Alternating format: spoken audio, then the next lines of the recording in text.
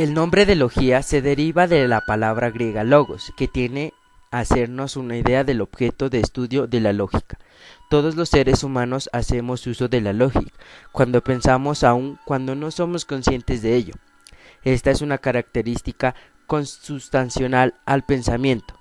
En la Grecia antigua, en donde se problematiza y se inicia la lógica como disciplina filosófica. Edad antigua, Mesopotamia, se basó en un conjunto lógico de axiomas y asunciones, entre las que se incluyen la visión moderna de que a través del examen e inspección de los síntomas de un paciente es posible determinar el problema del mismo, su etiología, su desarrollo futuro y las posibilidades de su recuperación. La antigua Grecia emergieron dos tradiciones lógicas opuestas. La lógica estoica estaba enraizada en Euclides de Megara, pupilo de Sócrates, y con su concentración en la lógica proporcional es la que quizás esté más próxima a la lógica moderna. Sin embargo, la tradición que sobrevivió a las influencias de culturas posteriores fue la peripatética, que tuvo origen en el conjunto de obras de Aristóteles conocido como Organón, la primera obra griega sistemática sobre la lógica. Edad antigua. La antigua India, dos de las 6 escuelas indias del pensamiento estaban relacionadas con la lógica: Naya, Vaiksheshya, la Naya, Sutras, Ascapada, Gautama constituyen el núcleo de textos de la escuela Naya, una de las 6 escuelas ortodoxas de la filosofía hindú. Esta escuela realista trabajó un rígido esquema de inferencia de 5 miembros en el que engloba un premio inicial, una razón, un ejemplo, una aplicación y una conclusión. La filosofía budista idealista se convirtió en la principal oponente de las Naiyakas. El fundador del camino intermedio desarrolló un análisis conocido como el Catatusco o Tetralamé. Esta argumentación de 4 aspectos examinó y rechazó sistemáticamente la afirmación de una proporción, su negación, la afirmación conjunta y negación, y finalmente de su afirmación y negación. La antigua China, un contemporáneo de Confucio, Mozi, maestro Mo, es considerado como el fundador de la escuela moísta, cuyos principales están relacionados con temas como la inferencia válida y las condiciones de las conclusiones correctas. Es particular una de las escuelas que siguieron al moísmo, los lógicos. Es considerada por varios expertos como la primera que investigó la lógica formal.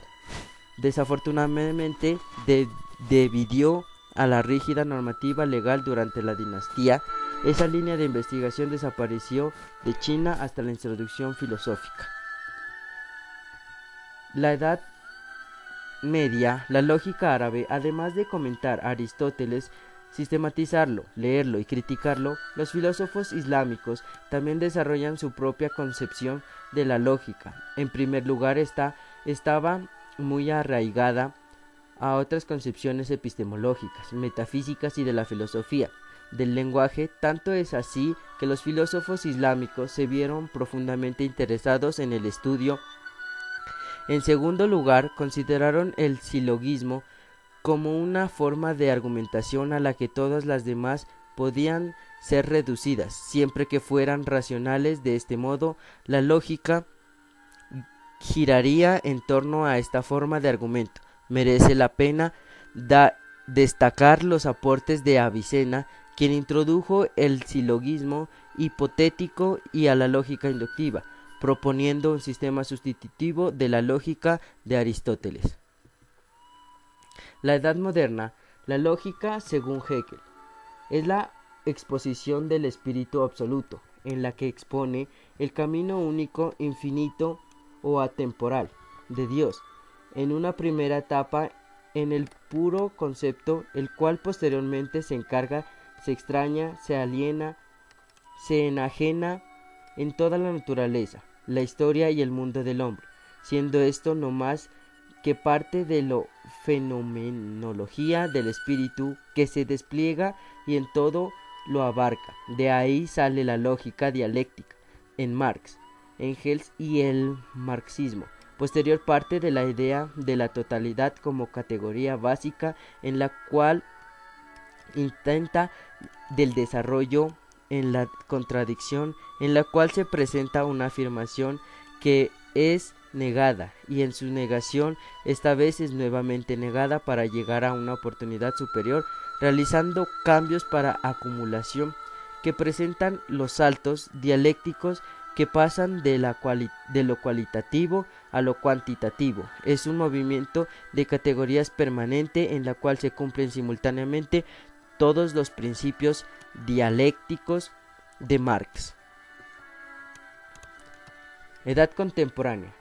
Descartes puede que haya sido el primer filósofo en haber tenido una idea de usar el álgebra, especialmente sus técnicas para resolver cantidades desconocidas en las ecuaciones, como vehículo para exploración científica.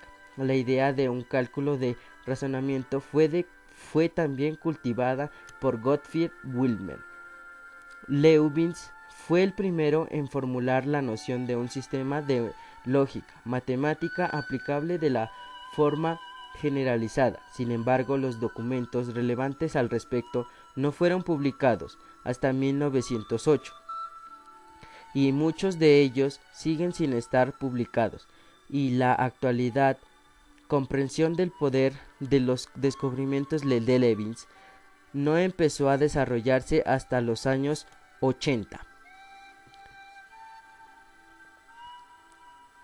Gottfried extendió la lógica formal más allá de la lógica proporcional para incluir constructores como todo y algunos.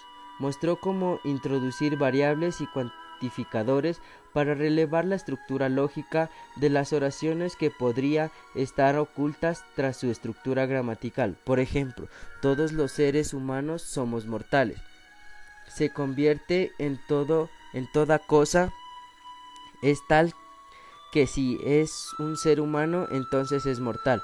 La pelicular doble notación dimensional de Frege hizo que su obra fuese ignorado durante muchos años.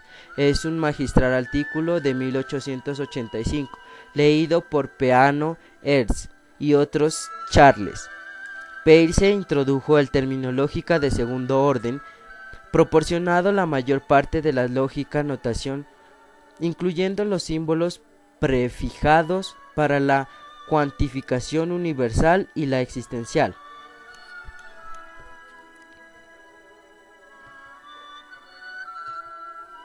Los principales representantes son Aristóteles, Descartes, Kant, Hegel, Marx y Heidegger.